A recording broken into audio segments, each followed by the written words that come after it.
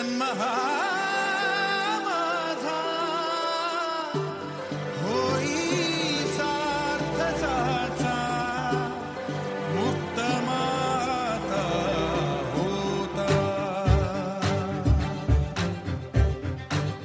हे एकच माझे ध्येय आता राज कसे घडवावे हे मान करू तुझ्यासाठी अविरत धनधनधनता जीवन अर्पावे.